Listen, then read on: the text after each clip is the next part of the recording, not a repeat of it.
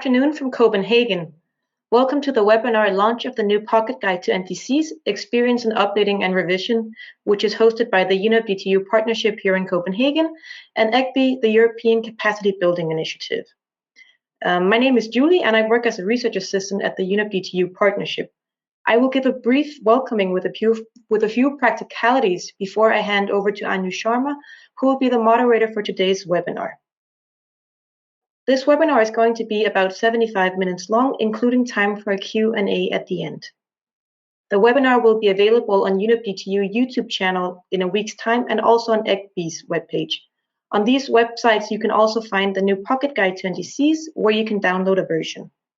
Before we start today's webinar, I would like to inform our attendees that we comply with the General Data Protection Act, also known as GDPR.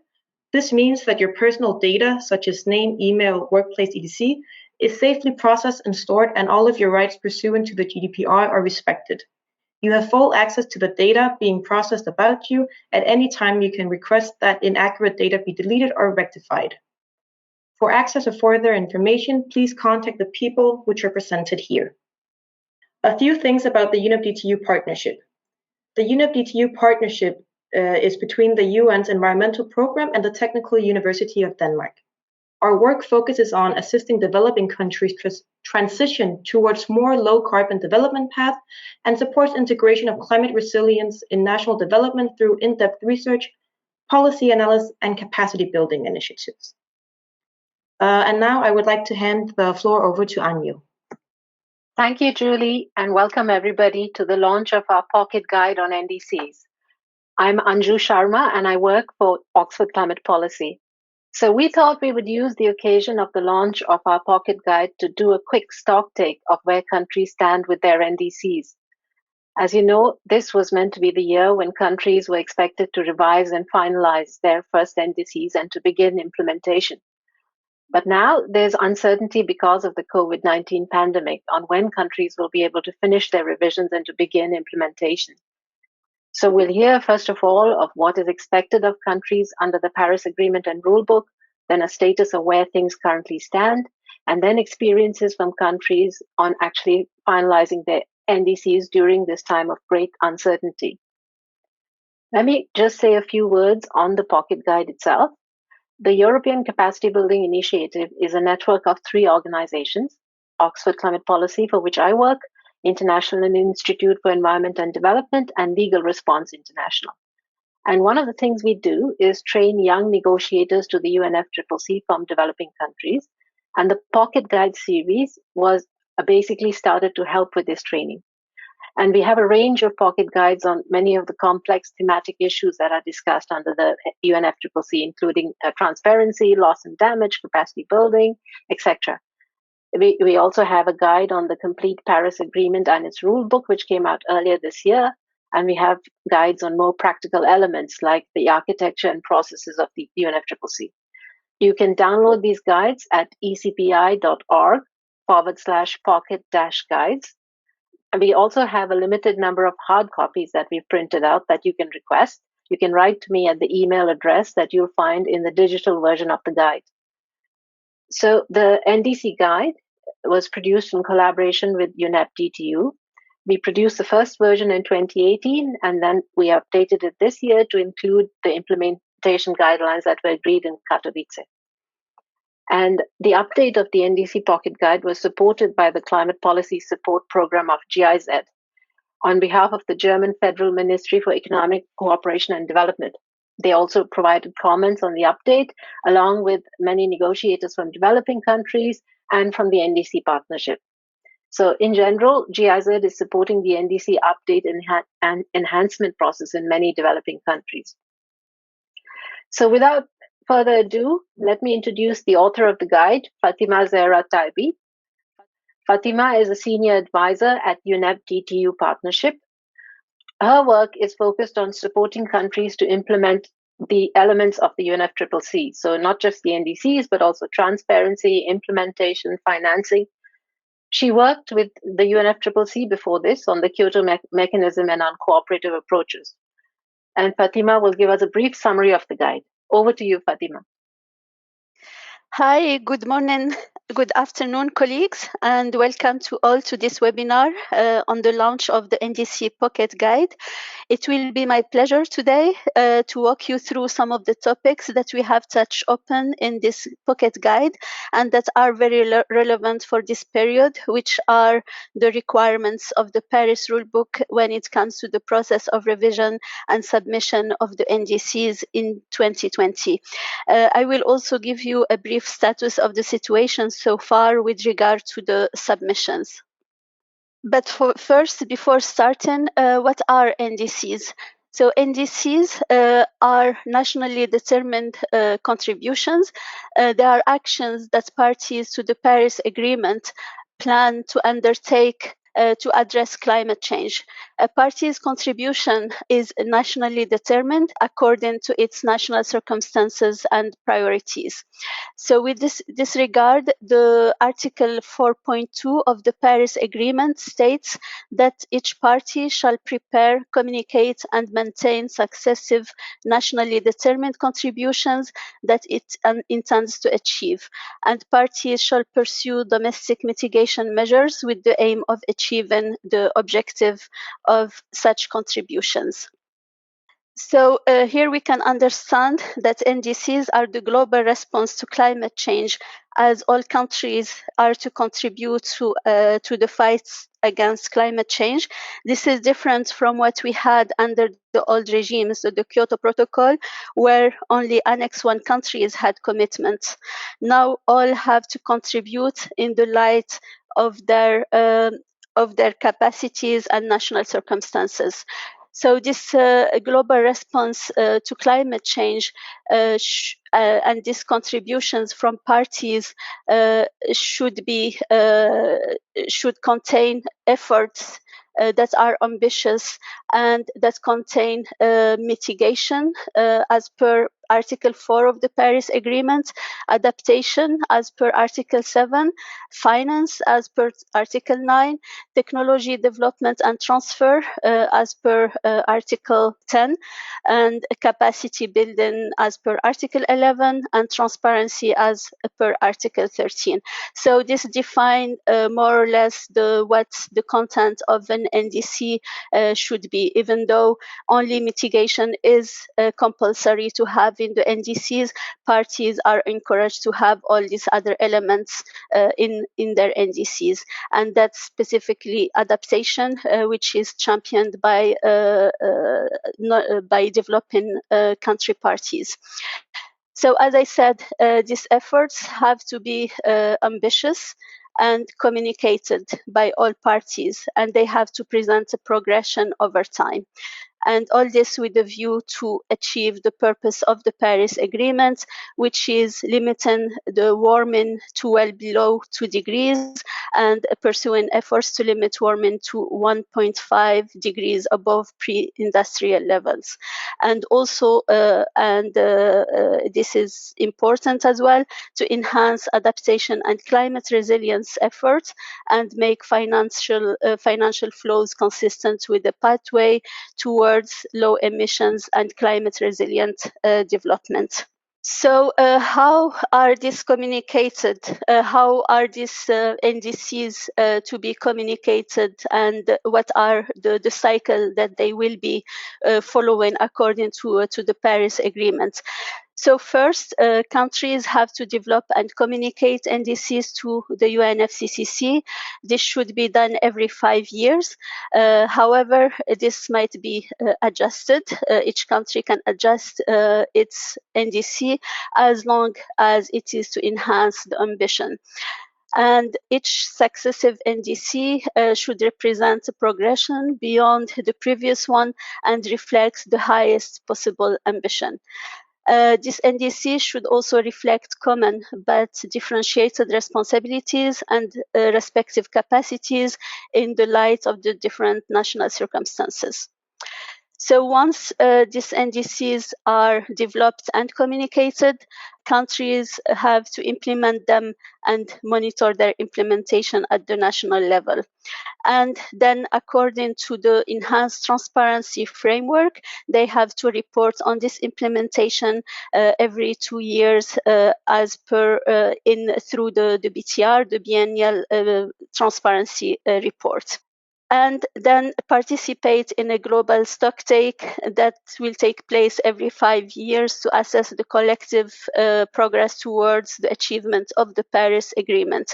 So this global stocktake is not undertaken to assess the individual NDCs, but to assess the collective progress. And then based on the information from this global stocktake on how the world is doing towards the achievement of the objective of the Paris Agreement, this information shall be used for the next round of NDCs.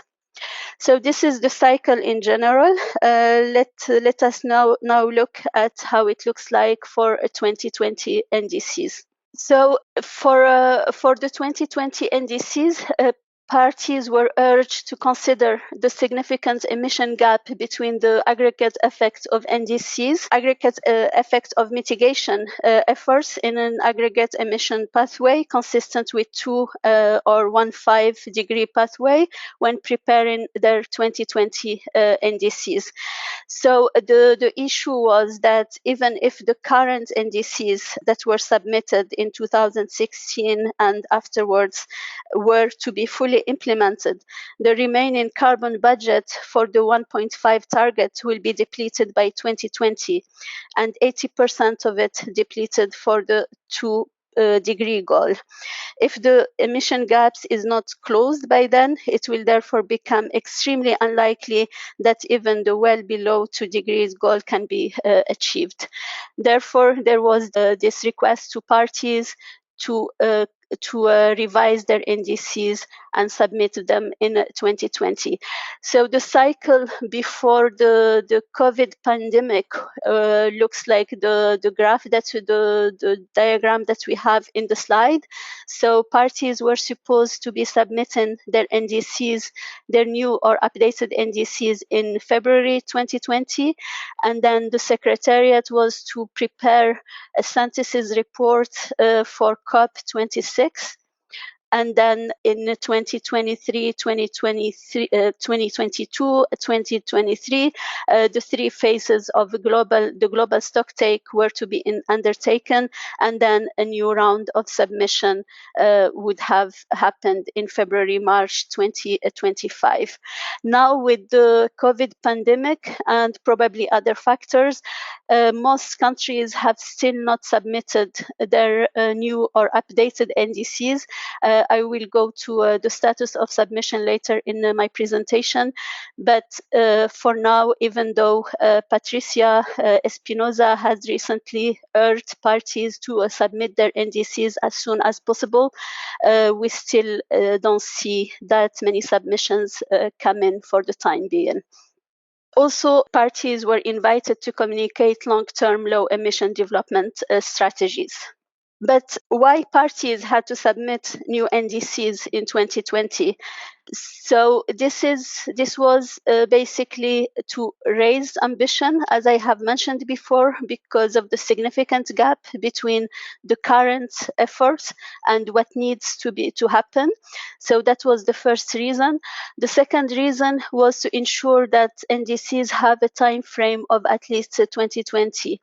And this had happened, the discrepancy between the parties in their time frame happened because in 2016, 15-16, there was no guidance on what the NDCs should contain, how they should look like, and so on. So each party has done according to their own understanding. And we ended up in a situation where the NDCs varied very much between each others. So now parties with the time frame to 2025 have to submit a new NDC by 2020. And this new NDC must be a progression from the previous one.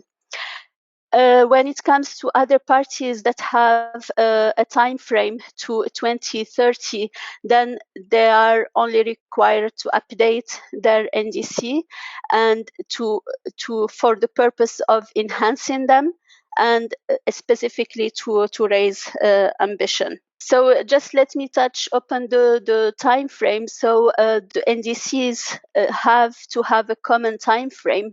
However, there was no agreement to date. Though all NDCs from 2031 shall have this common time frame, parties are still negotiating that, and hopefully they will come up to an agreement in COP26. And therefore, after that, there will be uniformity in reporting, and that would make the global stock take much easier. So as I mentioned, given the emission gap, it is crucial that all existing NDCs are updated and enhanced before implementation begins. NDC enhancement refers to the process of developing a new or updated NDC. They are considered enhanced when they contain improvements to their mitigation, adaptation, or transparency communication component in accordance with the Paris implementation guidelines. So when it comes to mitigation, and this is required for the new NDCs. So for the new NDCs, they have to revise or to come up with more ambitious mitigation actions. And this can come through strengthening or adding a GHG targets, adding a sectoral non-GHG targets, strengthening or adding policies and actions, aligning implementation with the existing NDC with the long-term goals. For adaptation, implementation, and communication. So these are for the enhancement of the NDCs, and they are not compulsory for the new NDCs, but all, as I mentioned before, adaptation is very important to developing countries, and therefore most countries have also made a focus on enhancing their adaptation component. So adaptation can be enhanced through updating or adding information on trends, impacts, and vulnerabilities, national long-term goals or visions, updating or adding current and near-term plannings and actions, updating or adding information on gaps and barriers, updating or adding monitoring, evaluation, and learning plans. And for implementation, to add actions or measures to strengthen implementation, and also for communication to provide more information to enhance clarity, transparency, and understanding. So with regard to this element, the communication and transparency part, the Katowice rulebook has developed a guidance on information necessary for clarity, transparency, and understanding. So there is detailed guidance on that, and all parties shall provide this information to facilitate this clarity, transparency, and understanding while they communicate their NDC. So developing parties have asked for flexibility. They were hoping to have more flexibility with regard to the application of this ICTU. However, it is applicable for all, and the differentiation can be self-done through the nature of the NDC, because there is no size fits all NDC, and every country's NDC is different from the other, so they have to choose what elements apply to them. So all the elements of the ICTU will be applicable as per the nature of the NDC. And this guidance on ICTU is to be applied from the second NDC. However, parties were strongly encouraged to apply this guidance for the new and updated NDCs in 2020. So this new guidance has been done as an elaboration of the previous information that was in the previous decision. So what are this ICTU, this guidance? So I don't know how much time I have left, just to see what level of details I can go to. Probably not much. So there is 7 elements of this ICTU. So first, it's to have quantifiable information on the reference point, including as appropriate a base year. So this could be through understanding the quantified mitigation targets. So which year and period is the benchmark, what's the indicator, absolute emission, business as usual emission intensity, and if the mitigation target is not quantifiable, then what are the other information to be provided, and so on. If you would like to have more details, then please check our pocket guide. So then the second element is the time frame and the periods for implementation. The third element is the scope and coverage, then the planning processes, and the fifth is the assumptions and methodological approaches, including those for estimating and accounting for anthropogenic GHG emissions and as appropriate removals. Then how the party considers its NDC is fair and ambitious in the light of its national circumstances. Then how the NDC contributes toward achieving the objective of the convention as set out in its NDC. So all these elements are to be applied in the second NDC, as I mentioned. These were specifically made for mitigation. However, the guidance clearly states that it is without prejudice to adaptation, and therefore parties can use this guidance also for their adaptation element of their NDC. Now let us have a look at the status of submissions so far. So only 2 parties, Suriname and the Marshall Islands, have submitted a second NDC, and 13 parties have updated their first NDC and submitted it. And then we have 2 countries, which are Kyrgyzstan and Lebanon, who have submitted in 2020 their first NDC. So from almost 180, I think it's 189 countries that are part of the Paris Agreement. We have only 17 parties that have submitted NDCs, new or updated NDCs, or first NDC in 2020. So we have a very long way to go for the submissions that were supposed to be happening in 2020, and parties have to make more efforts to be to comply with the requirements of submission. And to this end, there are many initiatives that are helping countries with the process of the revision of their NDCs. Jennifer will touch upon the climate promise that is led by the UNDP, and as Anju has also mentioned, the GIZ is also helping some countries with regard to that. So this is end of my presentation. Thank you for your attention, and please check the pocket guide for more information. Thank you. Thank you, Fatima. So just a very quick reminder to our participants that if you have any questions, please send them via the chat. I hope you can see where you can type in your questions. So we'll have some time in the end to come back to them. Our next speaker is Jennifer Baumwoll from UNDP. Jennifer is the Global Coordinator of UNDP's Climate Promise and a climate change advisor for UNDP's Bureau for Policy and Program Support based in New York. She has worked on climate issues with UNDP for over 12 years, both in New York and the Africa Regional Hub in Addis Ababa. So Jennifer is going to give us a quick update of the status of the NDC revision processes, the challenges faced by countries, and the outlook for the end of the year. So Jennifer, over to you. You have 10 minutes, and I'll give you a reminder when your time is up. Great, thank you very much, Anju. Great, well, good morning, afternoon, colleagues. Great to be with you this morning, and thank you to the organizers for inviting me to join today. Just before jumping into the presentation, I wanted to express our support and appreciation for the Pocket Guide that was just referenced and is being launched. We've actually heard firsthand from a number of countries where we're working the value and utility of the guide. So it's very much appreciated by our colleagues and by our government counterparts.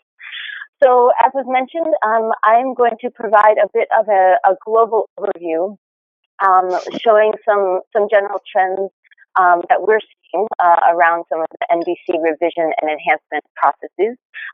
As you may be aware, UNDP extensive portfolio supporting NDCs, specifically around promise, which I will dive into a bit more detail. And so this is starting to show very interesting, which I'll share today.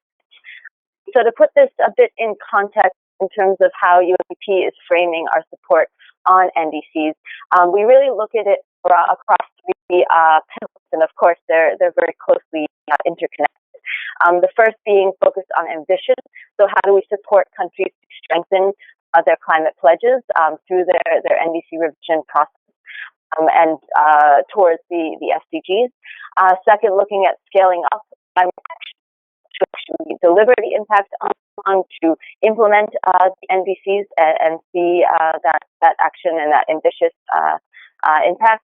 And finally, mobilization to engage all actors to take ambitious climate action, looking at supporting broader society, not only to put pressure on government and policymakers to act, but also to engage and take ambitious action themselves.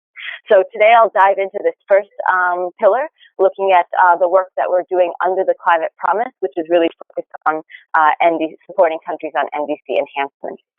So just to frame the Climate Promise, this is largest offer on NDC enhancement. Currently, we are supporting 114 countries. You can see the countries listed here across all regions. This covers 28 CIDs, 37 LDCs, and 14 higher emitter countries. To give you a sense of what type of support is being provided to countries, the activities that we support cut across these service lines. So just running through quickly, first looking at building political will and societal ownership at both the national and subnational levels. Second is looking at reviewing, aligning and updating existing targets and policies and measures, and that's both looking at existing sectors, but also looking at how those are aligning to national development plans, SDG roadmaps, and so on. Third, incorporating new sectors or greenhouse gases. And that's, again, with an eye towards raising ambition in the NDC. Fourth, assessing the costs and investment opportunities for NDCs. And finally, monitoring progress and strengthening transparency, where we're looking at particularly establishing and strengthening RV systems. So the climate is collaboration with many partners. We have over 29 strategic partners now that we're working with, and this includes, and of course this is a contribution to the NDC partnership.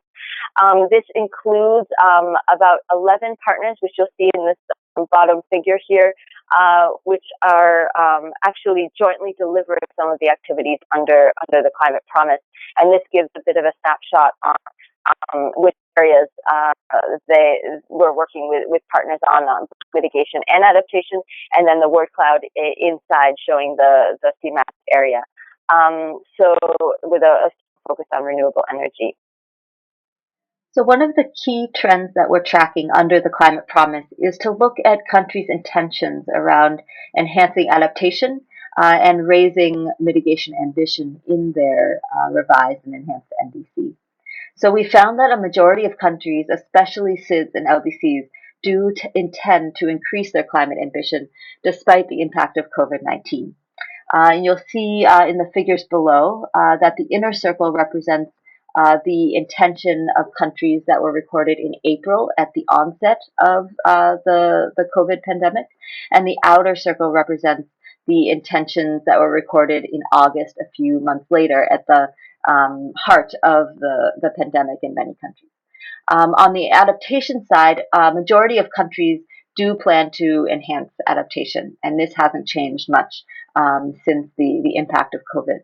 On the mitigation side, we also have a majority of countries, about 57% of climate promise countries do intend to raise mitigation ambition, and another 34% remain unclear and are still waiting to uh, engage in the consultations and undertake the analyses and so on in order to define their targets and whether they will actually raise ambition. And you'll see that this has not changed much between April and August. Some countries which were unclear previously in April have now declared whether they would be likely or unlikely to raise ambition, and actually a majority of those countries did shift to being likely to raise ambition. So we do see an encouraging trend. One thing to flag is that there does seem to be that a difference in higher emitter countries, where we see 80% of these higher emitters under the climate promise are still either unclear or unlikely to raise ambition. So overall, I would say that for the countries that are unclear, and there are quite a number of them, including the higher emitter countries, this does present an opportunity where we could, through the specific support or engagement, could help countries to kind of go to the next step and look towards raising those mitigation-related targets and enhancing and raising ambition. Now, the next trend we're tracking looks at countries' submission timelines over time and the impact of COVID on these timelines. So what we've seen here, and this is illustrated in the first figure, is that a majority of countries, so over 60% of climate promise countries so far, still do plan to submit their NDC by the end of 2020. And this is, of course, after some initial delays that were started when the pandemic hit earlier this year. However, we are seeing this number rapidly declining, and many countries, for instance, that originally were planning to submit in June or July, pushed forward to say that now they would be submitting in September and October. And now that we've hit September and October, many countries are pushing a bit further to say that they will submit by the end of the year or early next year. One of the interesting trends we are seeing, however, is that the change in their timelines is fairly minimal. So we are seeing most countries shift by a few months at a time. And as I said, sometimes that happens in sequence. So they'll shift a few months, and then when it gets a bit later in the year, they'll shift another couple months. And so I think there is still a general intention or aim to submit the NDC soon and by the end of the year, if not early next year. However, I think a lot of the impacts of COVID and some of the other dynamics happening in country have caused countries to push those timelines a bit further into the year. However, we do see almost all countries still planning to submit ahead of COP26 next year. Now, this slide demonstrates another trend we're seeing in terms of the sectoral references in NDCs. And here you'll see, as could probably be expected, the top sectors referenced in the in-country's plans for revision are energy, agriculture, and forest and land use. These are the most common sectors. And you'll see here that the lighter blue represents where countries are revising existing sectoral targets. And the dark blue is where countries are adding new sectoral targets. And for instance, with energy, most countries did include energy in their initial NDC, and therefore most of the work focused on in the energy sector is now looking at revising and updating those targets. So it is interesting to see that many countries are working across multiple sectors, and that the key kind of common sectors or prioritized are what could be expected in terms of the potential mitigation ambition gained through the energy sector and the Afulu, agriculture and forest and land use sectors. Now, another interesting trend we're seeing is that nearly 1/3 of our climate promise countries are linking NDCs and green recovery. And this includes a majority of the higher emitter countries where we're working. So you can see in the map, this is the spread of the countries so far that have been explicit about this linkage in terms of the work that they're doing under the climate promise. And this is really organized around these different areas. So we're seeing countries that are integrating the assessments of both between NDCs and the COVID-19 related impact assessments that are ongoing, which is showing kind of how the NDC measures will impact COVID recovery and vice versa, how COVID will be impacting some of the NDC measures. We're seeing some countries that are aligning and integrating NDC measures and strategies with their recovery plans. For instance, Nigeria is doing this. Costa Rica is looking at how they're integrating their COVID-19 economic models into their NDC and LTS. So that's been quite an interesting trend to follow.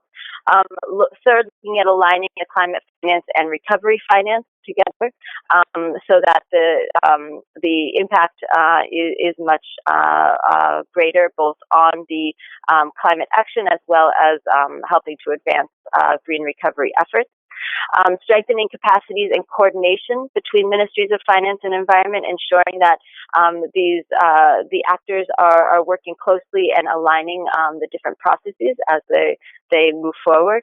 And finally, looking at specific assessments that are focused on green job opportunities of NDC measures. And we're actually working specifically in Zimbabwe and Nigeria at the moment with ILO to apply a methodology that looks at this specific assessment of job opportunities and how to jumpstart the economy.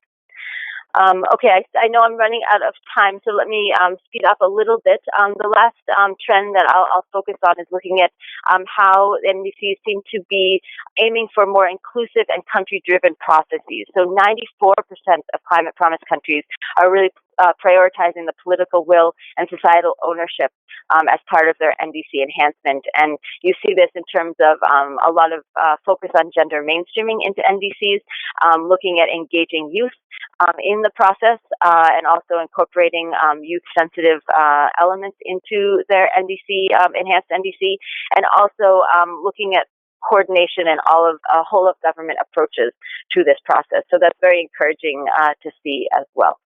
Okay, finally, on my last slide, just to say that there are a number of resources that we are developing as part of our support to countries on the climate promise. And of course, these are also available online to all if it's of use. So just to flag quickly, the first one, which I think complements the pocket guide quite well, is this quality assurance checklist for revising NDCs.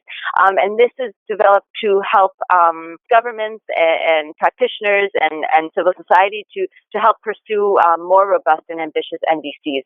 So it includes a number of guiding questions along the elements that we've seen to really kind of embody more ambition and higher quality NDCs and in order to help guide the process for NDC revision and enhancement. And then second, a policy brief that's really looking at building the economy of tomorrow, using how we can use NDCs to help inform green recovery, and looking at specific entry points for how to leverage NDCs, both from political, financial, and social perspectives. So both of these are available online, and they are also living documents. So as we apply them and work through our support to the climate under the climate promise, we are updating and keeping these revised based on the feedback that we're receiving from countries. So I welcome those who may find these useful to access them. And with that, I will close and happy to answer any questions colleagues may have. Thank you very much. Thank you, Jennifer, also for your kind words on the guide. It's really good to know that it's useful to implementers on the ground.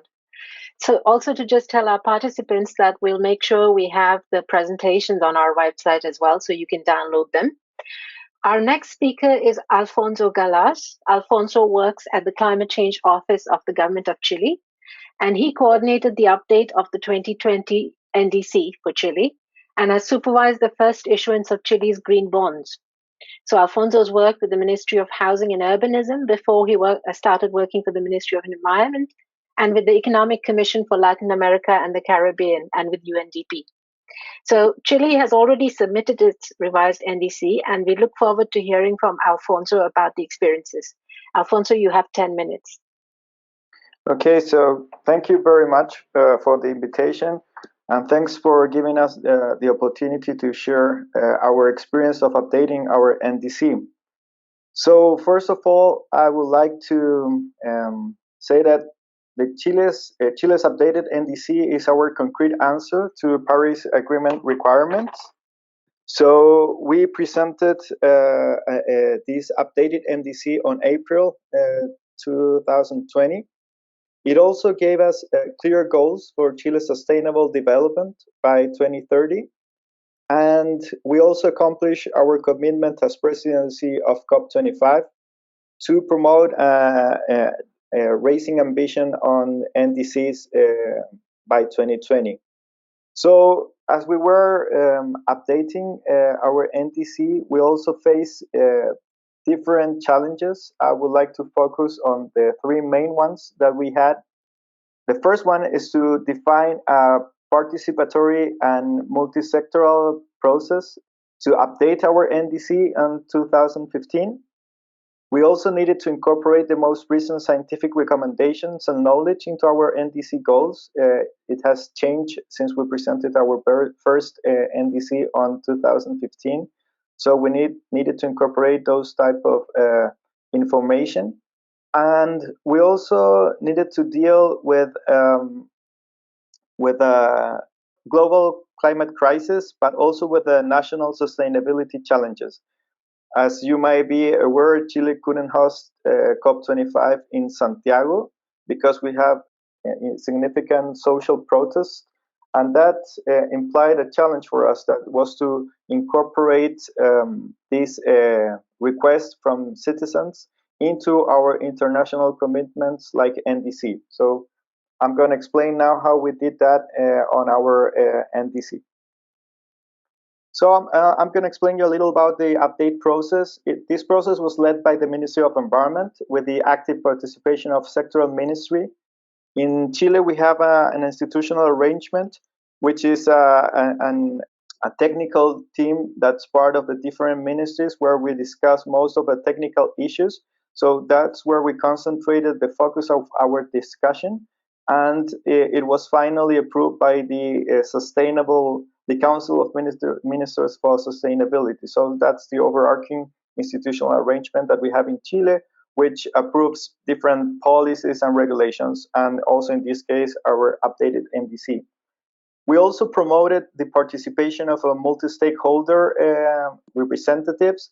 We included civil society, private and public sector, and also representatives from the scientific sector, which all participated since the beginning of the process. And also we designed a very transparent elaboration process where we had a public record of the updating process. There you can see the webpage where all the information that we gather and the meetings that we had are public, are available for anyone to download what we discussed, the documents that we presented for each of the meetings that we have. They're all available in this website. So we generate more transparency.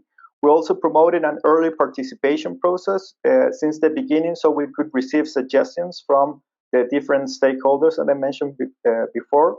We also had a formal public participation process where it was open to everyone to make their observations. We received more than 1,500 observations that we need to address and discuss before we have the final document presented to the Council of Ministers for Sustainability, which approved it. And it was final approved by the President of the Republic. There you can see some of the images that we have with the different meetings we had to discuss about our NDC proposal.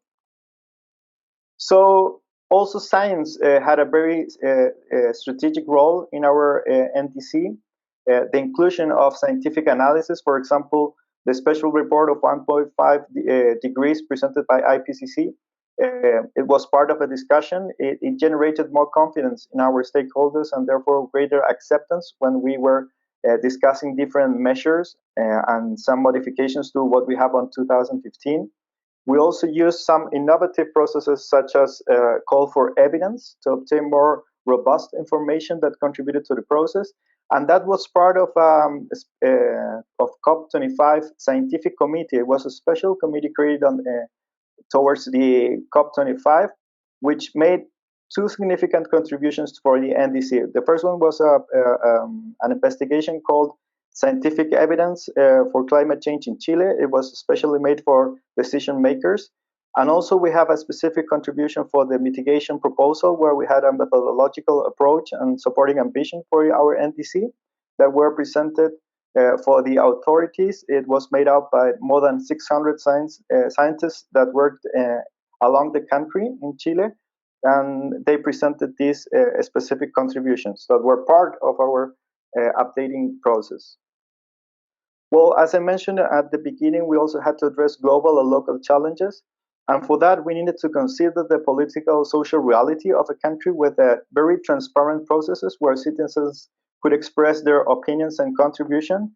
And one of the results of that was that we had to raise a new component of our NDC that's called the social pillar, that mainly addresses sustainability and a just transition in our NDC.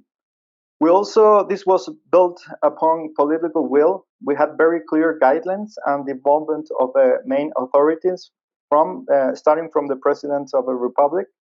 And as part of that, we presented the climate change framework bill that sets as a target to be carbon neutral and increase resilience by 2050. So that was a very clear political will that it was expressed on this bill that's currently under discussion in Congress, but it helped us to clarify all the discussions whether how much we have to increase our ambition on mitigation. And we also needed to incorporate a very specific cost effectiveness analysis and macroeconomic evaluation of a mitigation goal, where the Ministry of Finance was a key actor. So we invited, they were part of a discussion since also the beginning of the updating process of our NDC to see which will be the impact on our economy.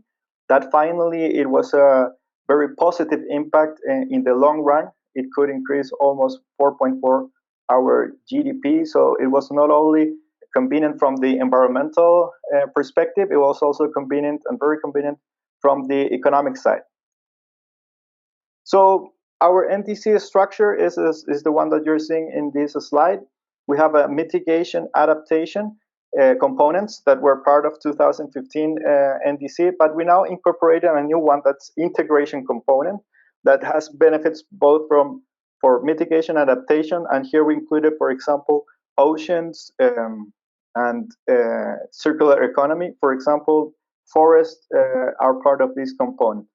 As I mentioned before, we also included a social pillar, where the two main objectives are to work on a just transition for decarbonization and to link all the different contributions that we have in our NDC with the SDGs. So how they're going to contribute on this also sustainable agenda. We also included means of implementation, where we have capacity building, technology transfer, and finance. That the most important thing about this means of implementation is that they're aligned with this strategic view of being carbon neutral by 2050. And we also included the Katowice rules that should be applied from 2025. We included them, the ICTU rules on our NDC to show our commitment with this agenda. So very briefly, in terms of mitigation, we changed our 2015 carbon intensity indicator to an absolute one. So we included a carbon budget for the period 2020 to 2030. We also set an emission peak for 2025, and we also link. We set our absolute emissions to be 95 megatons by 2030. So with that, we have a more transparent and ambitious goal that it's in line with the Paris Agreement. And also science has proven us that the temperature increases are directly related to accumulated emissions. So therefore, it's relevant to establish a carbon budget goal as we did on this updated version. With all that, it helped us to have the results with a very broad-based support. As you can see there, for example, we have good support from different institutions, NGOs, for example, which says that Chile ramps up climate ambition.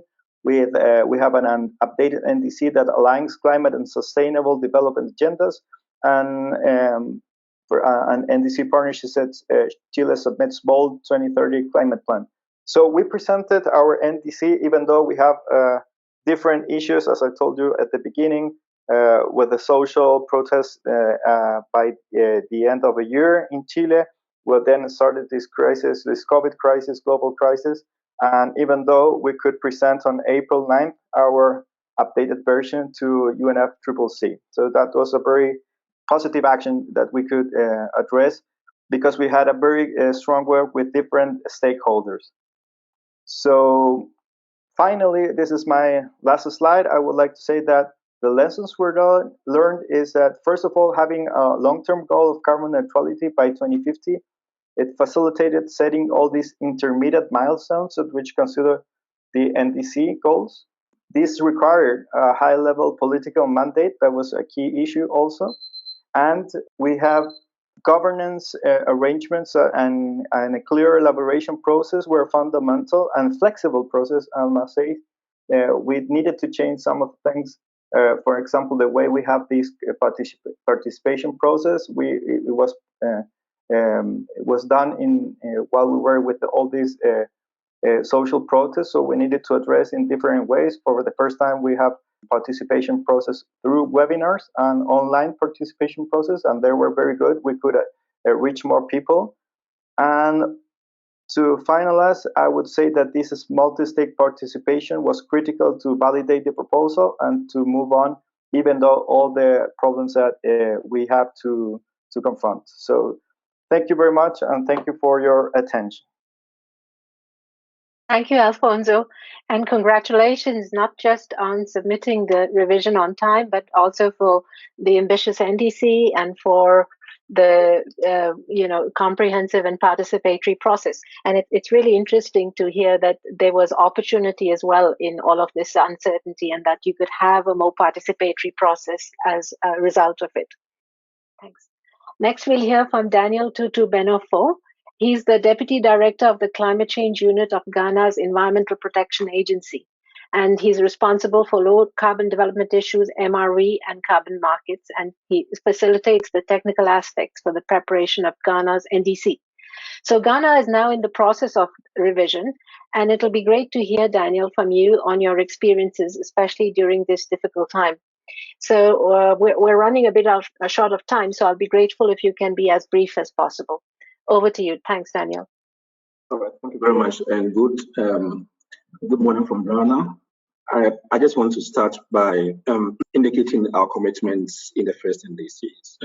And as you can see, to us, the NDCs are very critical instruments that can bring social change, social and economic change in our country, and therefore we take it very seriously. So that is how come we had to have an NDC that covered 7 major priority areas of our economy, and this is what we have committed to in the past. But and as you can see, we had to cover both mitigation and adaptation measures, and in all, we had 31 actions that covered 11 of which are adaptation and 20 of which are mitigation. We had a very ambitious mitigation target of 45% reduction of BAE emissions by 2030. But since 2016, the implementation of the NDCs had not reached the level that we have definitely documented our progress so far, and also the challenges that we are facing even in implementing the first one. And to us, a key feature of the concept of ambition is to be able to create the conditions for the implementation of the commitment that you made in the first NDCs. Otherwise, it becomes just a cycle of wishes. And therefore, we really want to take note of these challenges and try to address them as we move into the updating of the NDCs. So I think the other speakers already touched on these elements, that going forward and knowing the lessons that we have obtained from the first phase of the NDCs, we definitely want to really enhance the interventions that will underline the achievement of the NDCs, and also effectively communicate these interventions as we go on to compile the new NDCs. So we have set out initially to complete the revision of the NDC by October 20, 2020, through about 6 different processes. And I think the elements have been spoken about by the various speakers. But with the onslaught of the COVID, we are now aiming at the first quarter of 2021, by which we would have finished with the diagnostics of the previous implementation of the NDCs. We would have had to engage various key stakeholders, revise the NDCs, and finally gotten approval from the political authorities before we submit by the first quarter of 2020. Where are we right now? We are currently beginning the sectorial engagement and using the diagnostics report of the 2016 NDC implementation. So what are the key issues that we are going to address as we move into the next phase of the NDC revision? The first one is to focus on enhancing the investment credentials of the NDCs. That to us is a very important element if we really want to bring all actors to join in implementing the NDCs effectively. The other point that we want to really highlight in the update is also about how to localize the NDCs, which means that how to let non-state actors play a key role in the implementation of the NDCs. The other key aspect is also how do we strengthen interlinkages with other related initiatives, which I will talk about it later on. The other issue that we really want to that we are working on right now is also how to ensure practical way of inclusiveness and also safeguard the country-driven process nature of the revision process. And we really want to safeguard that process in the sense that the revision must not only respond to the capabilities of Ghana, but it ought to be owned by the Ghanaian people. That to us is the only way to ensure that NDCs are effectively implemented. Of course, we want to raise ambitions, but in raising ambition, we also really want to ensure that those NDCs that were committed to in the past are effectively implemented. And of course, capacity and outreach are key points that we are also seeking to address. I think the earlier speaker also mentioned the issue about the need to ensure that the green recovery efforts that the government of Ghana is embarking on is not only about economic recovery, it also engenders green, healthy, and clean recovery, for which the NDC revision will play a key role. And therefore, we really want to, we have penned down the following areas that we are going to ensure strong synergy. The first one is that, as we speak right now, the National Development Planning Commission is revising the Ghana's medium-term development framework for the next 4 to 5 years. That for us is a very important piece of work that will drive the NDC revision, because then that is a vehicle for incorporating or for greening the national plan. The other one is also the work that our Minister of Finance is engaged in preparing a GCF country program documents for Ghana. This for us is also a very important area that we can ensure convergence and a bigger strategy, synergy as well.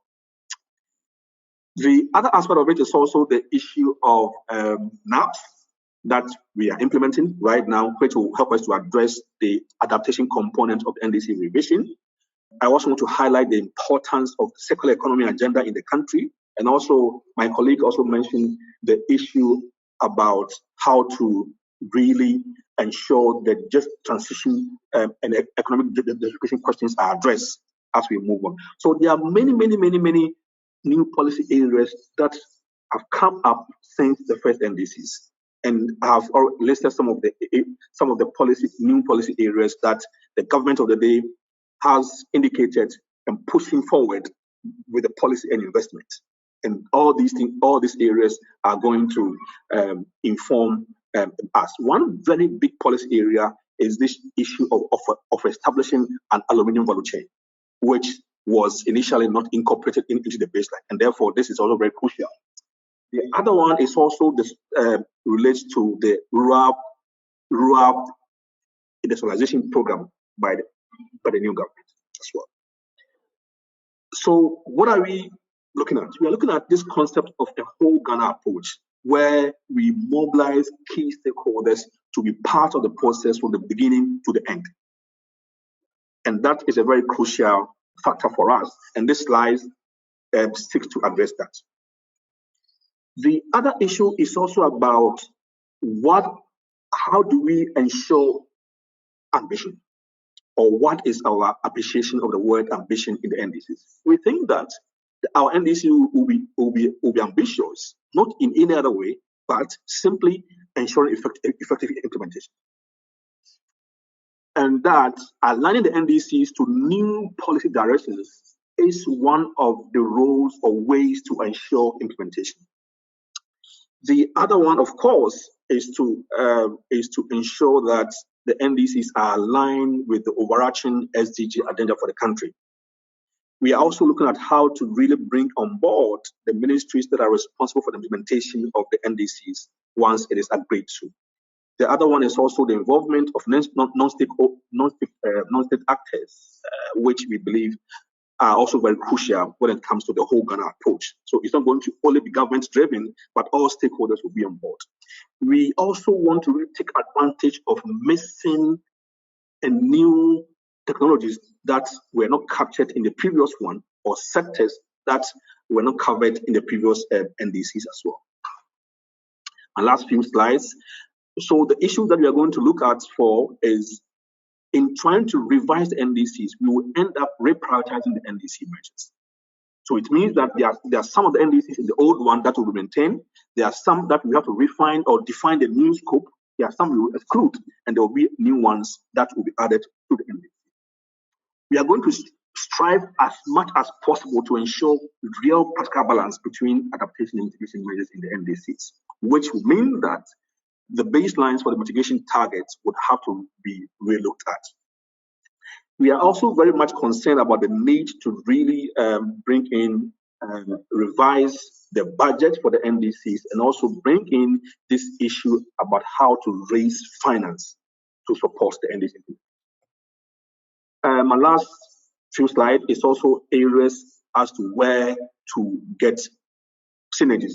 So these are all the areas that we think there are opportunities for us to get synergies. The SGDs, the Africa Agenda 2063, the African trade area that was established in Ghana recently, the amendment of the Kigali amendment. So all these areas are the areas that we have penned out as we revise as a possible area that we can really bring greater synergies. So, as I said, this is my last slide, and therefore, again, what you see here are some of the policy areas that we intend to factor into the NDCs when it comes to the policy areas. First of all, we want to really see how best we can align the policy implications of these new areas. And let me stress one very critical point about the fact that economic or revolution, as is being pursued by the government of Ghana, would be at the very forefront of the revision of the NDCs. And therefore, these policy areas are critical for us in the revision of the NDCs. Thank you very much. Thank you, Daniel. It's very true, the challenges that you highlight, for instance, not wanting the NDC to become a cycle of wishes, the challenges of localization, of ownership. So, I mean, I think these are all challenges that we'll have to learn from each other about how we can overcome. So now finally we have a non-government perspective from Raju Pandit Chhetri from Nepal. Raju is an executive director of Prakriti Resources Center in Kathmandu. And we at ECBI have had the pleasure of working with him in the past, as his organization helps us with our regional training workshops. And we know him as a passionate advocate for responses to climate change. He supports the LDC group in the negotiations and is also advocating for the implementation of the Paris Agreement in Nepal. So Raju, over to you. Thank you very much, Anju. And hello and namaste to everyone from Kathmandu. Given the time, I will straight dive into my topic, and I will not talk a lot of things about the Nepal's NDC, but I will try to link some of the perspective that I think is very critical, but at the same time also link some of the experiences coming from Nepal. Well, as the previous speakers have very clearly outlined, that the NDC process has started in most of the countries, and this has been the process also in Nepal. Well, Nepal has committed to the Paris Agreement, signed the agreement, and it's looking to be a contributor to the vision of the Paris Agreement. But having said that, of course, the Paris Agreement was a top-down approach and also a bottom-up approach with the NDCs that every countries are contributing. But having said that, when the countries are preparing these things, one of the things that we should not forget, or we should always keep in mind, is the NDC process or NDC document that we are preparing addressing the poverty issue or not, or addressing justice issue or not. I mean, in order to address its people, but at the same time also working towards the environmental integrity, and that's a very, very key. And if NDC process or NDC document that is being outlined is not addressing these aspects of their people at the ecosystem, then we might not moving into a right direction. But having said that, let me just come to from the key points when I talk about the NDC process is, we've been very critically following the international process as well as the national process. And in doing so, one of the things that when you're talking about justice, climate justice at the international level, we also would like to see that happen at the national level, so that consideration from the national to subnational to local levels, all these elements are being considered highly. And in doing so, one of the things that we look into is the NDC process is a very cross-cutting document or a process. So we know that it aligns with other ministries, with other actors, and other several stakeholders that you need to work with. But at the same time, this visioning of the NDCs should be in line with the development process of the country. Or for instance, one of the documents would be, as the previous speaker said, the sustainable development goals, because we have that very clear indicators goals, but at the same time, if we're talking about nationally determined contribution, that it should not be away from what we are envisioning. For instance, Nepal has 5 years national plan process. So every 5 years, we have a new plan to see where we are going. I think that is very important for Nepal to see that NDC being prepared is also in line with the national development plan that it has. It means that why I say this is because the NDC document cannot be something that is completely away from what the country is already visioning. But as I said, while taking forward to this, we need to talk about the environmental integrity and also addressing poverty and injustice issue in the country. But having said that, one of the things that I've noticed from also the first speaker also mentioned, Fatima mentioned that it's NDC is focused on mitigation. I do agree with that. But having said that, for a country like Nepal or many of the least developed countries or even other developing countries where the mitigation part is or the emission rate is very slow, the contribution to the greenhouse gas emission is very, very low. In that context, they will have to take into account the adaptation part, which is a very key for us. And that's where our development vision also comes together. But at the same time, what we have not yet spoken is also the issue of loss and damage, for instance. Now, we're not just talking about reducing the greenhouse gas emission or adapting to the impacts of climate change. Many of the communities, many of the countries are already facing the issue of loss and damage. They cannot go back to the communities anymore. They're having to leave their place permanently or not do agriculture activities, not do their livelihood activities. I think when you are looking into NDCs, this aspect cannot be overlooked. And then while doing that process, another point that I wanted to raise is the issue of stakeholder engagement or the inclusive participatory process. Because when we are doing this, preparing this NDC document, it is also a process where we are raising the awareness about climate change with our communities, with our politicians, with our national stakeholders, like in terms of government or the private sector, all these actors, should come together if we want to effectively implement this this NDC document or whatever we prepare our vision for the next 5 years plan. So in doing so that if we, like for instance, if we completely overlook the issues related to indigenous peoples or the gender issue, for instance, these are aspects that we cannot overlook while preparing these documents, or without their participation or the engagement, visioning cannot be done on for the NDC. And that I think we are very clear on that path, and we continually advocate on that issue. But at the same time, while we are doing this or engaging with different stakeholders or with actors at different levels, the process should be very, very transparent. That means that whatever the country is trying to prioritize and communicate with the international community, that the buy-in also has to come from the other actors. So the process has to be very, very transparent. Either now, we do understand that in Nepal, the process of updating the NDC is ongoing. We're facing this problem of engagement with this COVID and movement and other things. Of course, there was an effort to do engagement at the provincial level and at local level, but this has all been impeded due to all this process. But we still think that the transparency process can be maintained through other means, either putting the document on the website or asking people to come in through other means. That is very, very key. And then we would like to see that going forward. But at the same time, while this is being done, we want to see that the equity and the equality aspect of this is also very much embedded, because without this, we have seen that when they are planning for, let's say, agriculture activities, they have been taken where this solar farming is proposed in agriculture land. I think this kind of activities should not be promoted.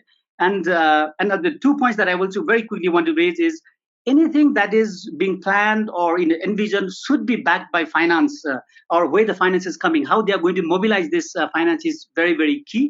Otherwise, it will become something like NAPA, Nationally Appropriate National Program of Action, that LDC is prepared and it is sitting in the cells, but with no implementation because there's no money to do. And the finally is, hold this process while you are moving, the capacity building part has to be embedded with it. Every stages, from the planning to the implementation to the monitoring evaluation, whether this has been inclusive or not, whether this has been addressing poverty or not, whether this has been addressing the issue of environmental integrity or not. I think this has, in this process, the capacity building will be very, very key, and all the actors must be a part of this. With this, I won't take full 10 minutes, and within 7 minutes, I just like to end here, and thank you very much. If there's any questions, I'm happy to come back again. Anju, thank you very much. Thank you, Raju. Thank you also for, we're running out of time, so for shortening your presentation. So we do have a list of questions here from our participants, which I'll give each of the speakers maybe just about a minute to answer. So first, to Fatima, we have a question actually that Raju also commented on, which is that why is loss and damage not included as an important aspect of the NDC? So Fatima, I'll also read out 2 other questions for you. The second one is, with the current pledges and targets by governments, global warming will be limited to about 2.8 degrees centigrade above pre-industrial levels. Therefore, should developing countries focus especially on conditional NDCs due to insufficient funds? And finally, what will happen if we don't submit our NDC in the scheduled time frame? If the NDC is prepared after this time, when can we submit that? In 2025? Fatima, over to you. Thank you, Anju. So yeah, we all agree that loss and damage is very important, especially for developing countries that are already suffering from the adverse impacts of climate change. However, the Paris Agreement is quite clear on the content of NDCs. So it has made provisions that the NDCs that parties are to undertake and communicate ambitious efforts as defined in Articles 4, 7, 9, 10, 11, and 13. So unfortunately, it does not mention Article 8, which is the one for loss and damage. I think that the reason for that is because there is the Warsaw mechanism, Warsaw International Mechanism for Loss and Damage that addresses the loss and damage aspects, and it also defines the areas of collaboration and facilitation to enhance understanding, action, and support for the loss and damage, such as the early warning system, emergency preparedness, etc. etc. So this is a controversial issue in the negotiation, and I think that is why it has not been a part of the NDCs. And it's mainly the way the Warsaw International Mechanism has been designed is in a facilitative manner, and it's a collaboration and facilitation. So I would say this is why. Probably I'm not an expert in loss and damage, so maybe some other colleagues might have some other elements of response. For the second question, yes, the current NDCs, as I mentioned, are not in track for the achieving of the Paris Agreement goal. And that is why there is this revision in 2020 to raise the ambition. And most countries have actually expressed their willingness to enhance ambition. And that comes mainly through, if countries are serious about raising ambition, it would come mainly through the non-conditional element that is not dependent of anything. The conditional element would depend on the support that countries would receive from developed countries. And that element is not sure, I would say, it's not something that they can have as a clear target if that they would have that support and they would implement that. So if countries globally would like to achieve the Paris Agreement, then the focus should be on the non-conditional part of NDCs. And it's nice to have a conditional part that can be that could raise the ambition even further. I mean, we are aware of the difficulties that developing countries have with regard to, especially in this COVID time, but yeah, the situation is that everyone has to make efforts in accordance with their capacities and national circumstances. The third question is about if a country does not submit an NDC on time. So, I mean, we are here still in an unknown territory. But what the Paris Agreement says is that in cases such as these, the compliance mechanism under Article 15 will kick in. So there is already a compliance committee composed of 12 members that have been established. Its purpose and principles, functions, and all were agreed in Katowice. And this committee can initiate consideration of issues in 3 instances. If it is requested by the party itself, and if the party does not communicate or maintain its NDC or transparency document, or when a party has not participated in the facilitative multilateral consideration of progress. So the case of not submitting the NDC fall under the second item. However, it is to be noted that this mechanism is facilitative, non-adversarial, and non-punitive in nature. So in other words, it can facilitate countries to meet their procedural obligations, but it cannot reprimand or punish them for not meeting these obligations. So, but as I said, this is new, and probably it might be operationalized only after this round of submissions, and we will see how the compliance committee will deal with such cases.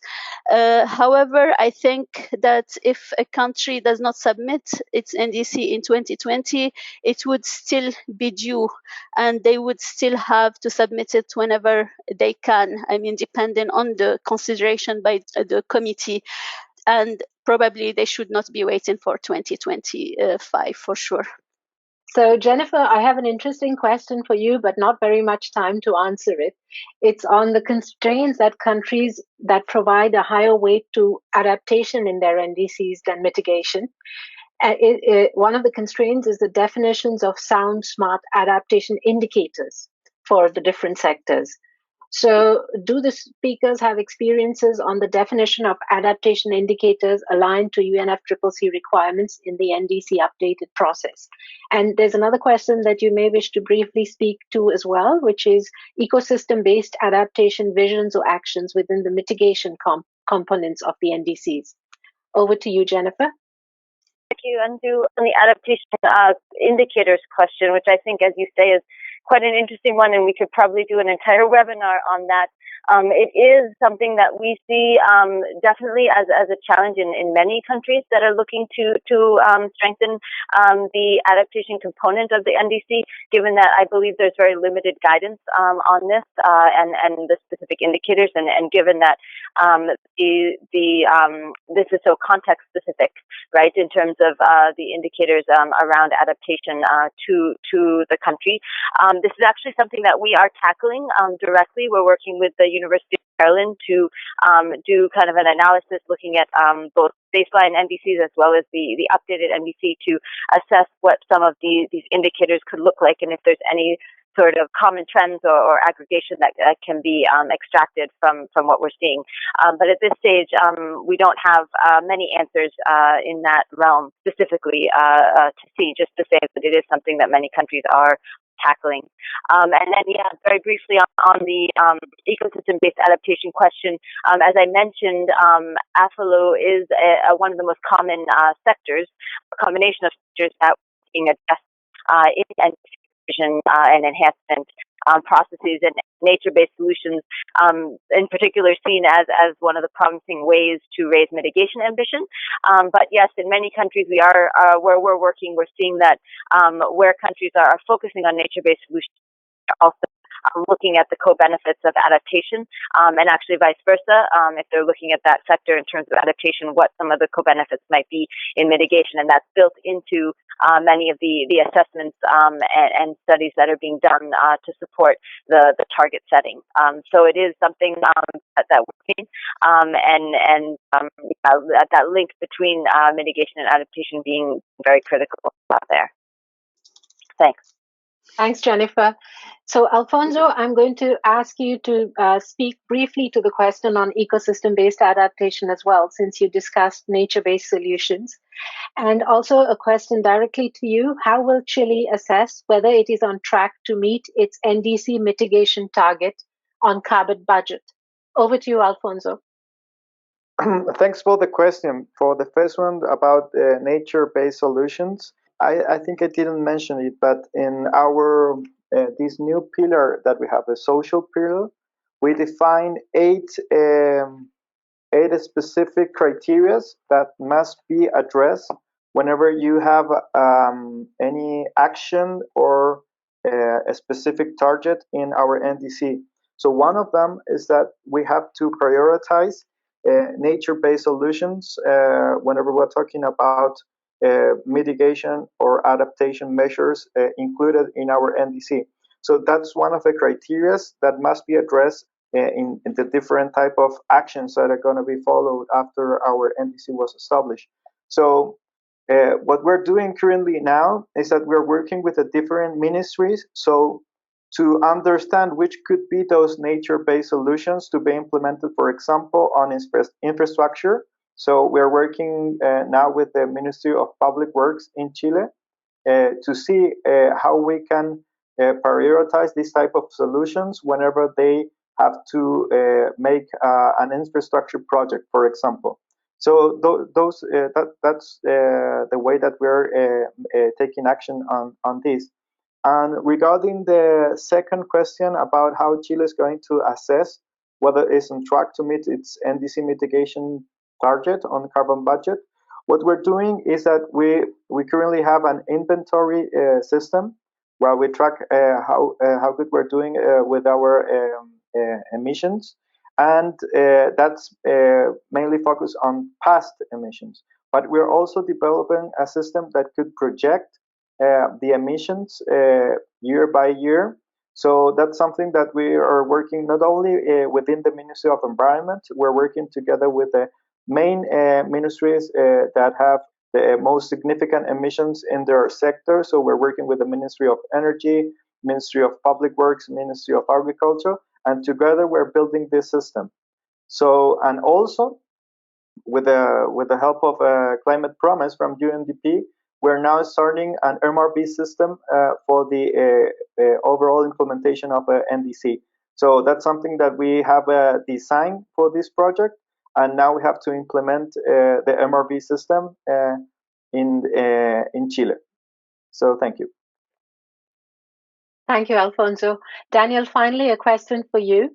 Very interesting how Ghana is approaching the NDC update. Would like to know how Ghana is applying the ICTU guidelines in updating the NDC.